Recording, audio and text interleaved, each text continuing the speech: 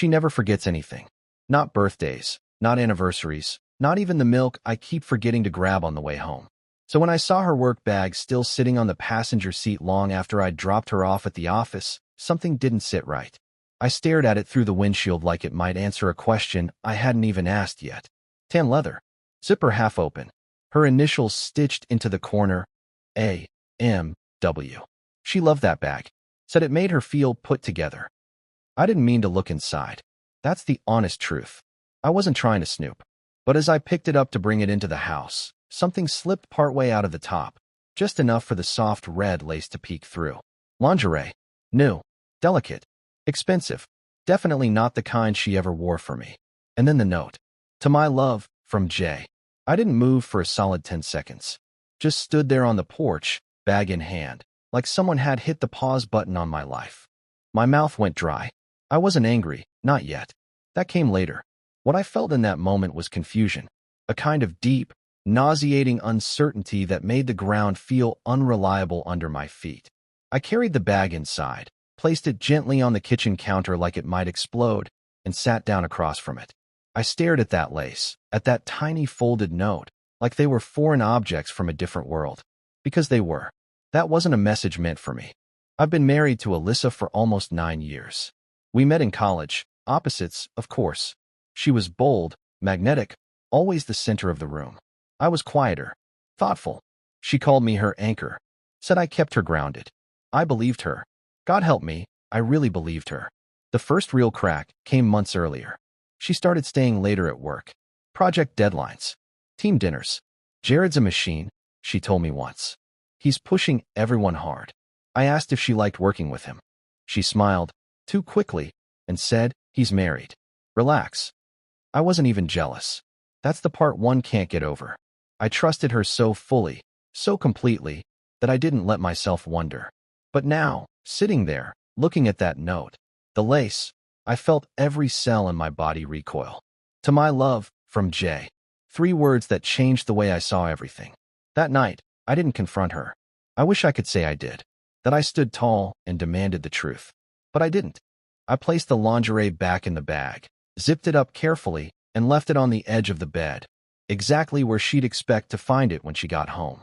She never mentioned forgetting it. When she walked through the door hours later, she was cheerful, tired, smiling the same smile she'd given me 1,000 times before. I watched her walk past me, kiss me on the cheek, thank me for grabbing her bag, and I felt like I was watching someone play my wife on television. It was her face, her voice, but I didn't know who she was anymore.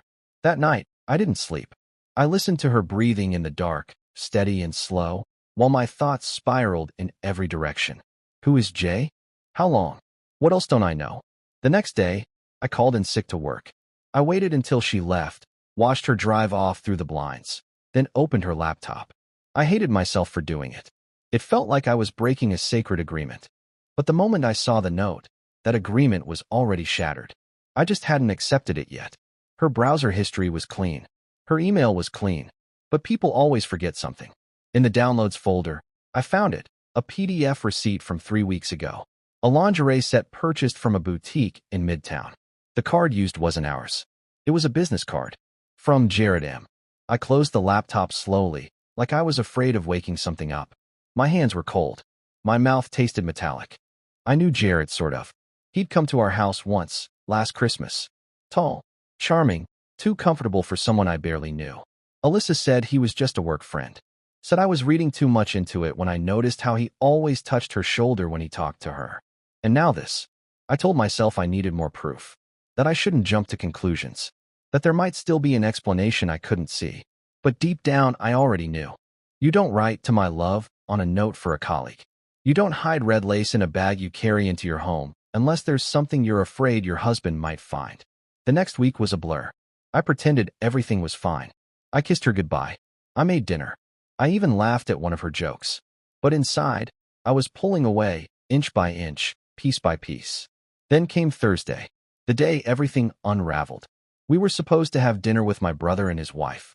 Alyssa called mid-afternoon to cancel, said she had to work late again. Another deadline. Another excuse. I didn't argue. I just drove downtown, parked across from her building, and waited. She didn't know I was there. I watched from a block away as she walked out of the office at 6:17 p.m. Not alone. Jared was with her. They didn't touch. They didn't hold hands. But they laughed. They leaned in close. And then they got into the same car. His car. I followed. They drove 10 minutes to a hotel I'd never seen before. She didn't hesitate. Walked in beside him like she'd done it a dozen times before. Maybe she had. I didn't go inside. I couldn't. I just sat there in my car, hands gripping the steering wheel, chest heaving. The note was confirmation. The hotel was the verdict. My marriage, our life, was already gone. I was just the last to know. I didn't cry. I didn't scream. I just stared at the glowing hotel sign and whispered the same word over and over, like a prayer. Why? That's when I knew. I couldn't stay silent anymore. But I didn't plan revenge. Not yet. I didn't tell anyone at first. Not my brother, not my best friend from college, not even my dad, who would have sat me down with a bourbon and told me love was never meant to be this quiet, this secret. Instead, I carried the weight like a stone in my pocket. Always there. Heavy. Always reminding me. In those next few days, everything Alyssa did became a performance. She still kissed me in the morning. Still texted me around lunch. Hope your day's going okay. Miss you. It was all perfectly curated, like a social media post with no likes. Empty gestures. Beautiful lies. I started noticing more. How she smiled into her phone when she thought I wasn't looking. How she'd take calls on the balcony, her voice lower, playful in a way I hadn't heard in years. I wasn't paranoid. I was paying attention. And the thing about paying attention is, you start remembering all the moments you missed. Last spring, when she said she was visiting her sister in Tampa, but her flight landed in Atlanta. I only knew because I'd picked up her suitcase and saw the luggage tag. She laughed it off. Layover. I forgot to change the tag. I believed her. Because that's what love does. It fills in the blanks with hope. But now I knew better. I wasn't angry. Not in the way people expect.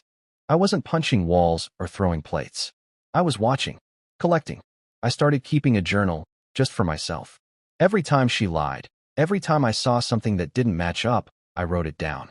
Because if I didn't, I was afraid I'd start doubting myself again.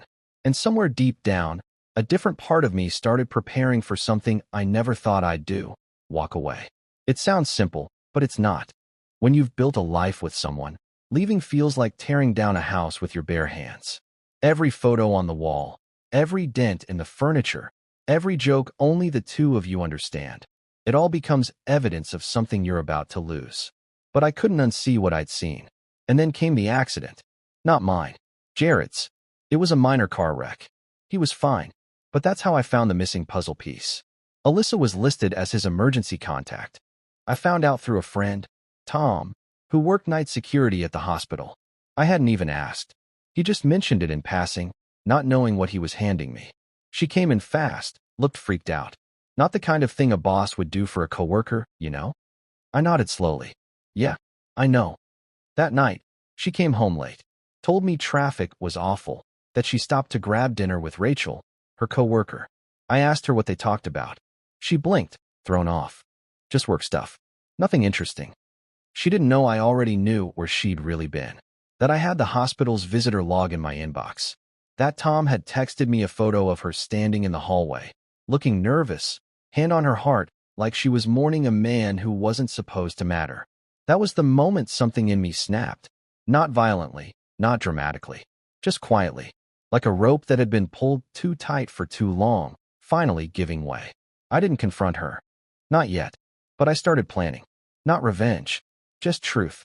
The first thing I did was talk to a lawyer. Nothing aggressive, just exploratory. I wanted to know what my options were. What leaving would look like.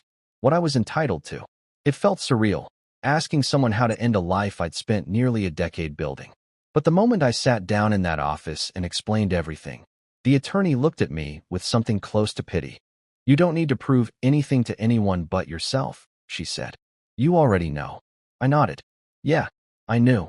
Over the next week, I made copies of everything: bank statements, texts, call logs. I moved half of our joint savings into a separate account with my name only. She didn't notice. Why would she? I was still playing the part of the doting husband. But each night, I got quieter, more distant. And she noticed that. You've been off lately, she said one evening as we brushed our teeth. Is everything okay? I looked at her in the mirror and said, yeah, just work stress. Lie met with lie. I wondered what she'd do if I told her right then and there that I knew about Jared, that I'd seen the note, that I'd watched her walk into that hotel like it was the most natural thing in the world. But I wasn't ready yet, because I knew Alyssa. I knew how quick she was with words, how skilled she was at rewriting reality. She'd cry. She'd spin it. She'd say I misunderstood, or that it was over, or that it never meant anything. She'd say she still loved me. And the worst part? A small, broken part of me would want to believe it. So I waited. I needed something more than just receipts and red lace. And then it happened. The bag again. This time, she left it on the dining room chair, half open, keys sticking out like it had been dropped in a rush. I don't know what drew me to it. Maybe curiosity. Maybe some part of me still hoping I'd find nothing. But inside, tucked beneath her makeup pouch, was a folded sheet of hotel stationery. I unfolded it slowly. My hands were shaking before I even read a word. Last night was amazing. I still feel you. Lunch again on Friday. Miss you already, Jay. And just like that, everything fell into place. It wasn't a mistake. It wasn't a one-time thing. It was a love story. Just not mine. I set the note down like it might catch fire. There was no hiding from it now. No rationalizing. No backpedaling. This was a man in love. With my wife. And she wasn't just letting it happen. She was participating. I didn't cry. I didn't scream. I just sat in that dining room chair, staring at the note, letting it rewrite every memory I had of us. Every anniversary. Every morning coffee. Every time I told her she was my best friend. I thought about confronting her right then and there. Walking into the bedroom, holding the letter up like a court summons, and demanding the truth. But something inside me held back. Not fear, not weakness, but clarity. She already knew what she was doing. And she knew I didn't. That imbalance, that quiet cruelty, is what made my decision for me. I didn't want to scream. I didn't want to beg. I didn't want her to see me shattered. I wanted her to see me gone. The next morning, while she was in the shower, I packed a single suitcase. Just the essentials. A few shirts, jeans, my passport. I moved quickly, silently. I didn't even glance at the wedding photo on the nightstand. By the time she stepped out wrapped in a towel, steam clouding the hallway, I was already at the door. She called after me. Hey, where are you going? I thought we were having breakfast. I turned slowly, met her eyes, saw the same face I'd loved for nearly a decade. And for the first time, I didn't feel warmth. I didn't feel rage.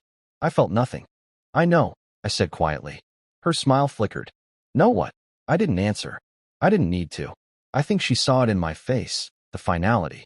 The door closing behind me wasn't just the door to our house. It was the door to everything we'd built. I stayed at a friend's place for the weekend. Didn't answer her texts. Didn't take her calls. I needed space to think, to breathe, to figure out what kind of man I was going to be after this. By Monday, I had a plan. I met with my lawyer again. We filed. Uncontested divorce. Irreconcilable differences. I waived spousal support. I didn't want her money. I didn't want revenge. I just wanted to walk away clean. That same afternoon, I dropped a box off at our house. My house, technically. Inside it was the note, the receipt, a printed photo of her and Jared walking into the hotel. On top of everything, I placed her red lace lingerie. Folded. Quiet. Undeniable. I didn't leave a letter. Just a post it stuck to the inside of the box lid. You don't get to rewrite this. 3 hours later, she showed up at my friend's apartment. Tear-streaked. Shaking. Makeup smudged like a confession. Please, she whispered when I opened the door. Please, let me explain. I didn't invite her in. I stepped outside, shutting the door behind me.